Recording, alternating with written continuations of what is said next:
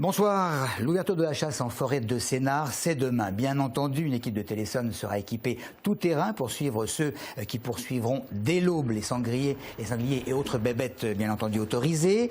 Saison de chasse réduite à 1 jour par semaine dans ce massif forestier très fréquenté et bien entendu hors des périodes de vacances scolaires.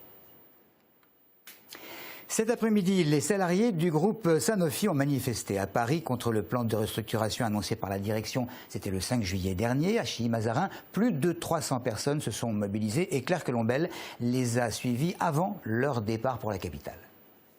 11 h, les syndicalistes préparent les sandwichs, boissons et badges pour la manifestation. Au niveau national, le plan de restructuration annoncé par la direction prévoit la suppression de 915 postes d'ici 2015. Sur ce site de Chilly, le nombre d'emplois concernés n'est pas encore connu. Le comité central d'entreprise aura lieu le 11 octobre, donc on ne sait absolument pas quelle est la nature du plan pour le site de Chilly. Mais c'est un plan qui va toucher tous les sites de France, donc on est solidaire avec nos collègues qui vont venir à la manifestation. On sera plus de 700 personnes en recherche, notamment des personnes qui viennent de Toulouse, Montpellier et Vitry. Les manifestants venus de partout en France commencent leur marche du siège de Sanofi, rue de la Boétie, pour aller jusqu'à l'Assemblée nationale, 4 km plus loin. À 3 h, les syndicalistes ont été reçus par une délégation parlementaire avec l'intention de créer une loi contre les licenciements boursiers. Le but, c'est vraiment d'intervenir au niveau politique pour qu'il y ait une position du gouvernement sur tous les plans de restructuration par la suite. En fait, c'est un grand enjeu aussi pour le gouvernement. Si le mouvement de cet après-midi ne débouche pas sur un abandon du plan, les syndicalistes comptent bien rester mobilisés. Le 12 octobre prochain, une autre réunion devrait avoir lieu, cette fois-ci entre l'intersyndicale, le gouvernement, la direction et des élus. Les mouvements sociaux chez TIS, le personnel exige, vous le savez probablement, augmentation de salaire et renforcement de la sécurité dans les bus. Une grève avait débuté il y a 24 heures. On avait pu noter quelques ralentissements hier soir au niveau de la gare Ivry-Courcouronne, mais il semble que le trafic est repris, et ce, normalement, en tout début d'après-midi. François Fillon, en Essonne, l'ancien Premier ministre se rendra dans un petit peu plus d'1 heure ce mercredi soir pour un rendez-vous avec sympathisants, militants et élus essonniens. C'est évidemment dans le cadre de son tour de France des fédérations UMP. On va rester à Corbeil pour évoquer ces médecins dans le quartier des Tarterets qui se surnomment eux-mêmes les docteurs squatteurs. En fait, ce sont 4 généralistes, 3 kinés, plusieurs secrétaires qui officiaient jusqu'à présent dans une tour vouée à la destruction à la suite d'un incendie. Et c'est le dernier îlot médico-social du quartier.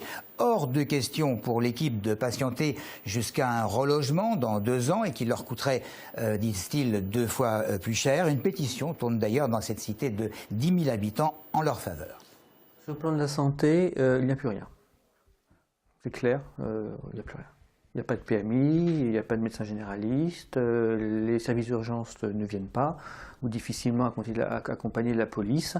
Il y a quand même 10 000 habitants, donc c'est vraiment un vrai problème médico-social.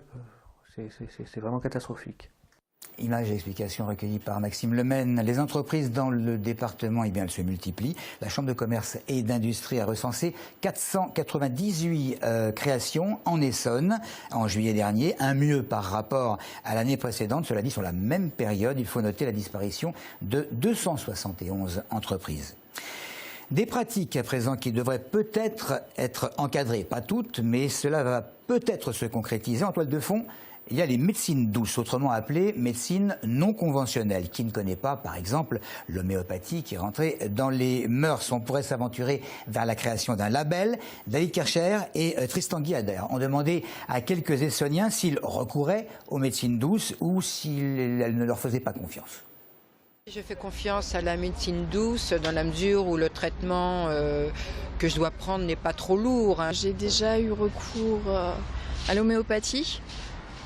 Au début, je n'y croyais pas du tout. Puis pendant ma grossesse, j'ai dû y faire appel, étant donné qu'on n'a pas droit à beaucoup de médicaments. Et j'ai été surprise parce qu'effectivement, ça a bien fonctionné. Peut-être que ça peut venir en complément là où la médecine traditionnelle n'a pas d'action. Peut-être quand les enfants étaient petits, avec les petits granules pour de l'arnica qui remplace l'arnica, voilà quoi. C'est une solution d'urgence, mais bon, sinon à part ça, pas spécialement. Je prends des comprimés, mais c'est sûr que si on me disait que d'une autre manière ça faisait autant effet, c'est oui tout de suite. Comme je travaille dans le domaine de la santé, j'ai pu avoir des bons retours. Parce que en maternité par exemple, il y a une sage-femme qui a fait une formation là-dessus. Et donc du coup, elle a pratiqué l'acupuncture sur des femmes enceintes pour calmer la douleur, pour qu'elles soient plus détendues. Et il y a des bons retours. L'année dernière, à Étampes, Foressia inaugurait son Tech Center. Un an après, presque jour pour jour, l'entreprise inaugure un nouveau bâtiment, un laboratoire électronique cette fois, et pour l'équipementier automobile, c'est une toute nouvelle activité à la pointe évidemment des dernières technologies. Visite en compagnie d'Audrey Coll des tout nouveaux locaux. Ce sont 1000 m² qui vont être consacrés à l'innovation et à la recherche. Le laboratoire électronique de Foressia va permettre de développer ainsi que de valider les nouveaux modules et composants électroniques que nous retrouverons dans les sièges automobiles. Avec des clients de plus en plus exigeants, les prototypes seront testés et analysés. C'est un laboratoire applicatif, donc nous avons une équipe de développement qui développe les nouveaux produits pour nos clients, les constructeurs automobiles. Et ce laboratoire va nous servir à valider les produits que nous développons de manière à pouvoir fournir à nos clients dans des délais très courts des produits au niveau de qualité et de performance requis par le marché. Foressia développe des sièges automobiles avec de nouvelles exigences technologiques, réglage de l'assise, système électronique de confort et fonctions climatiques du siège. Des fonctions qui, grâce à des cartes électroniques, se commandent avec de simples boutons.